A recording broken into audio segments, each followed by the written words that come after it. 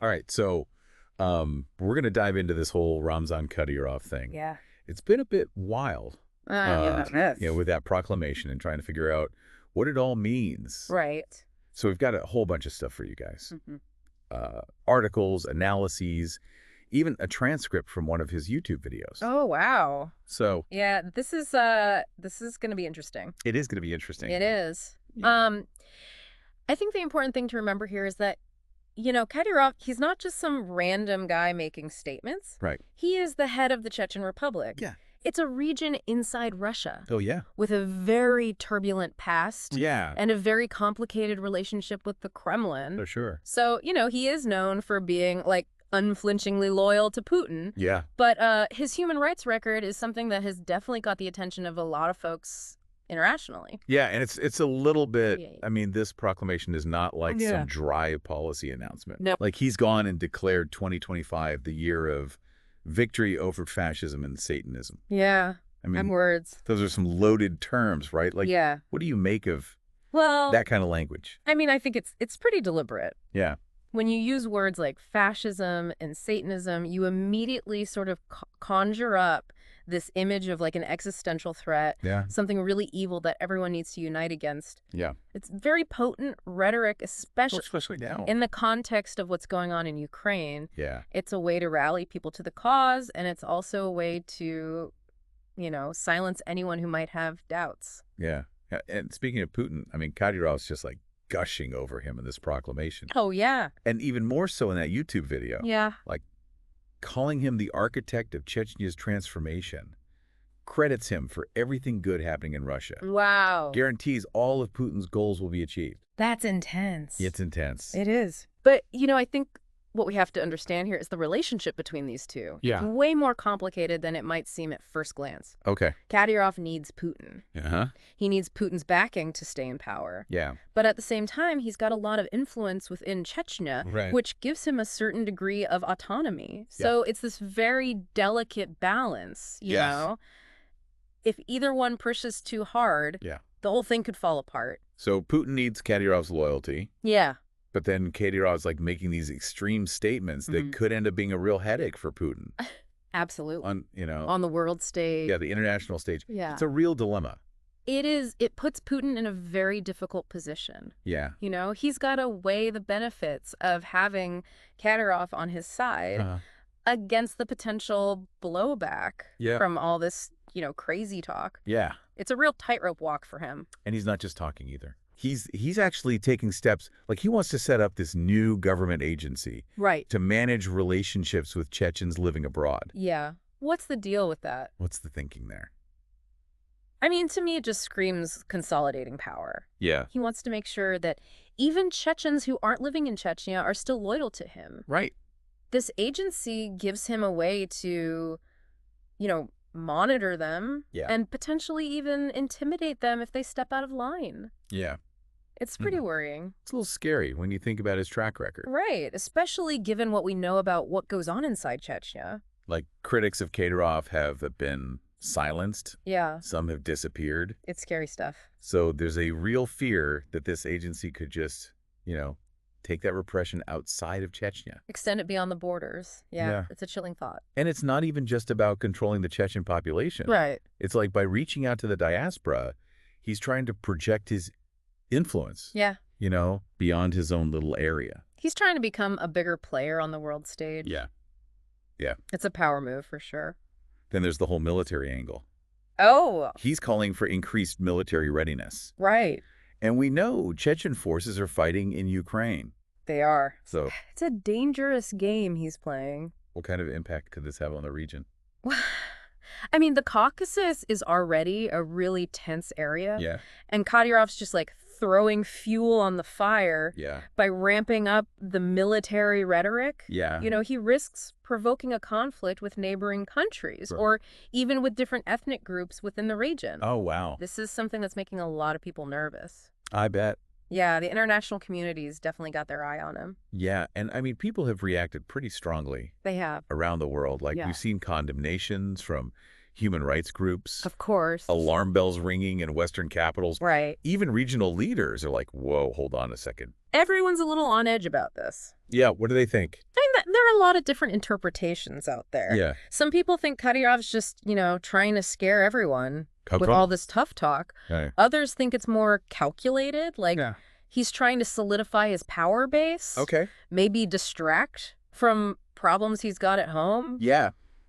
It's hard to say for sure what his game is. I mean, for you, yeah. What stands out as the most significant part of all this? Well, I think what's really interesting is how he's framing this whole thing. Okay. Like, it's a fight against evil. Uh-huh. Like when he talks about Putin in that YouTube video and he calls him an architect. Right. It's not just like he's trying to flatter him. Yeah. It's more strategic than that. Right. He's elevating Putin to this almost mythical status. Okay.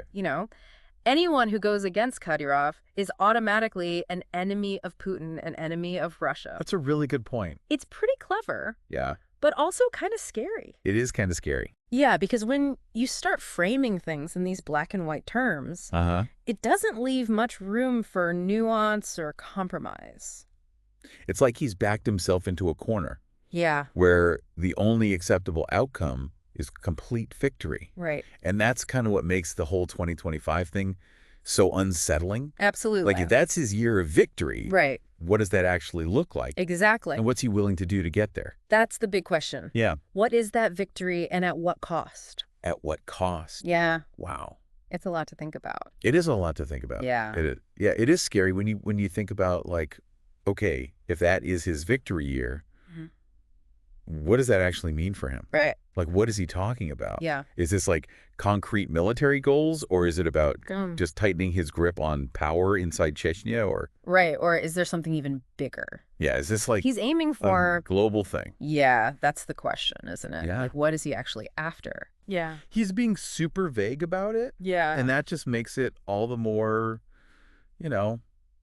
kind of unsettling, I guess. Yeah, and we're not dealing with someone who plays by, the normal rules. No, he definitely does not. Especially when it comes to, like, international norms or human rights. Yeah, he kind of makes his own rules. Yeah. So it's hard to predict what he's going to do. Yeah, and then you've got the backdrop of everything with the war in Ukraine still going on. Right. And the whole region is on edge, so anything he does is going to have these ripple effects. Oh, absolutely. It's going to have consequences. Yeah. His actions could easily make things worse. Yeah. Potentially even drag other countries into the conflict. Right. It's a super delicate situation. It is. Yeah, it really requires a lot of careful attention. It does. And you have to really understand the power dynamics at play here. One of the things that really jumped out at me in that YouTube transcript was just the over-the-top way he talks about Putin. It's almost like a cult of personality. It is, yeah. Like, he's constantly praising him, giving him credit for, everything good that's happening in Russia. He's like Putin's biggest fan. Yeah. Yeah, you're right to notice that. There's something really important going on there. Yeah. He's not just being a yes man. Right. He's very deliberately feeding Putin's ego. Bolstering that image of Putin as this strong, infallible leader. Yeah. If you look closely at the transcript, you'll notice he uses a lot of really interesting language. Right. Like divine providence and architect of destiny. Wow. It's not just flattery, it's calculated, it's manipulation. Yeah. Yeah, he's using language very carefully to get what he wants. He's saying, I'm your loyal attack dog. Right. I'll take care of anything. Exactly. At the same time, he's using that loyalty as a shield. Absolutely. He's basically saying, you can't criticize me because if you do, you're criticizing Putin. Right. You're criticizing Russia. It's brilliant, but it's also cynical. It is. And it puts Putin in a tough spot. Yeah. Because if he criticizes Kadyrov, right, it makes him look weak. Yeah, it undermines the alliance. Right, exactly. It could create the impression that there are cracks in their relationship. And that's why it's so important to understand how those two... dynamic. Yeah, how they work together. The power dynamic between them. Yeah, how Putin responds to all of this will really tell us. A lot. Yeah, about where the power lies. For sure. What do you think other world leaders are thinking? Right. What are they making of all this? Yeah. Are they seeing through Kadyrov's act? Or right. Are they buying into his narrative? Yeah. I think they're trying to figure him out. Yeah. They're watching him really closely, analyzing everything he says and does, looking for clues about his real intentions. Yeah. And there's no consensus. Right. Some see him as a dangerous loose cannon. Yeah. Others think he's a lot more strategic than he appears. Yeah. It's hard to say for sure. And we can't forget about, like, the human element of all of this. Right. You've got human rights groups who are worried about the potential for more abuses. Yeah, and Western governments are concerned about regional stability. Exactly. And even some regional leaders are kind of wary of his growing power. They're all watching him very carefully. Yeah. Yeah, you're right. We have to remember that there are real people whose lives are being affected by all of this. Right. It's not just about... It's not just a game. Yeah, it's not just a game. These are real-world events. Yeah. With real-world consequences. It feels like we're watching this high-stakes chess match. It does, doesn't it? With each player making these strategic moves and trying to anticipate the other one's next play. Right. But the stakes are much higher. Way higher. Yeah, we're not talking about winning or losing a game here. Right. This is about people's lives. Exactly. So as we head into the unknown with 2025 looming out there, right, what should we be looking for? Yeah, what are the signs? What are the indicators that tell us, you know, if he's on track to achieve this victory? And what that victory might actually look like. Yeah. Well, I think we need to pay close attention to his actions. Okay. Is he actually doing things to back up all this talk? Right. Is he provoking confrontations? Is he escalating tensions with his neighbors?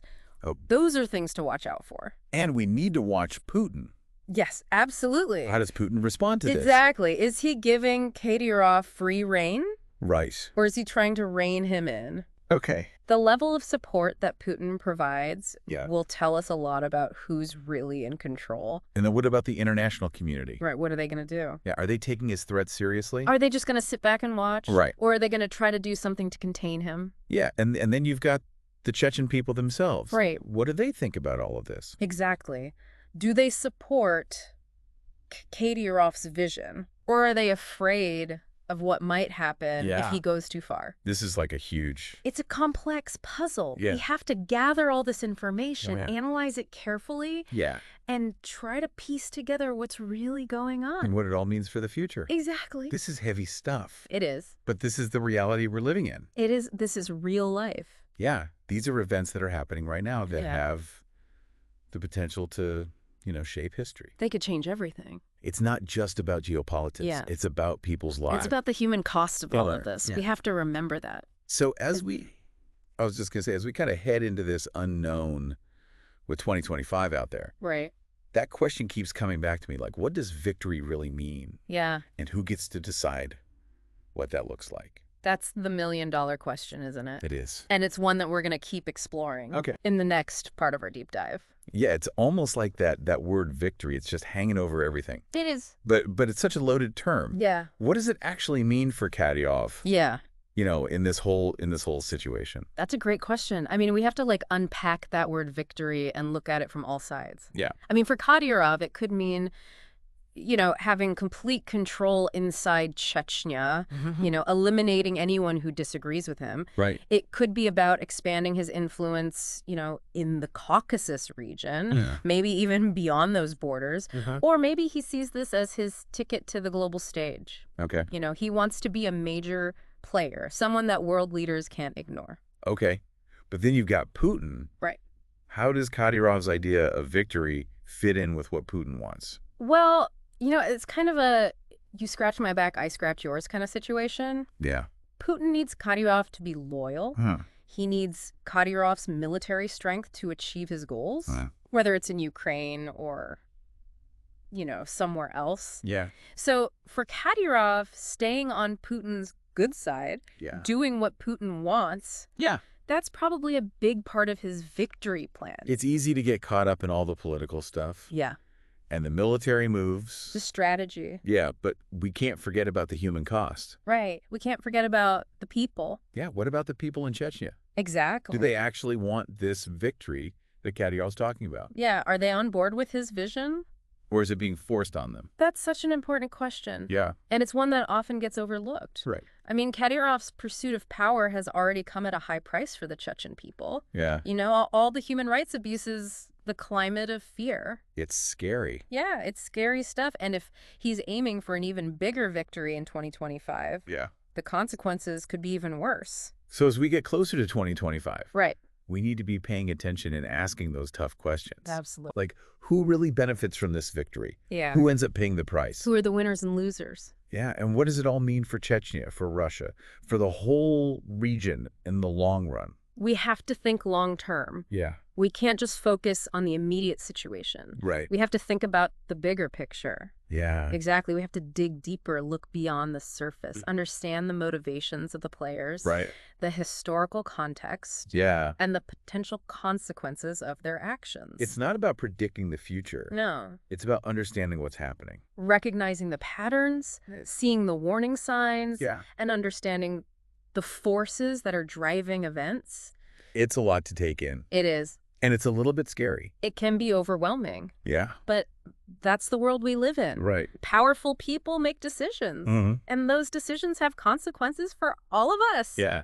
So we have to stay informed. We have to think critically. Challenge the narratives that we're given. Don't just accept things at face value. No, question everything. Yeah. Seek out different perspectives. Right. And then form your own conclusions. The more we understand, Yeah.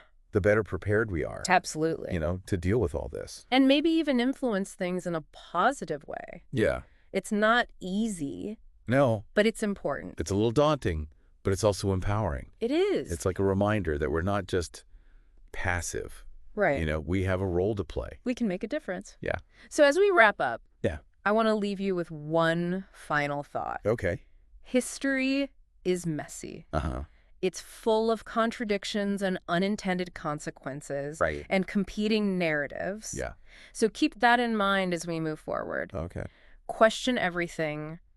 Be skeptical. Yeah. Don't be afraid to challenge the status quo. I like it. Yeah, We've covered a lot of ground today. we have. You know, exploring all the ins and outs of Kadyrov's proclamation, what it means for Chechnya and the region, Right. and the whole, you know, complicated relationship between him and Putin. It's a fascinating story. It is. And it's not over yet. No, it's still unfolding. So we'll definitely be keeping an eye on it. We will. And until next time, keep learning, keep questioning, and keep diving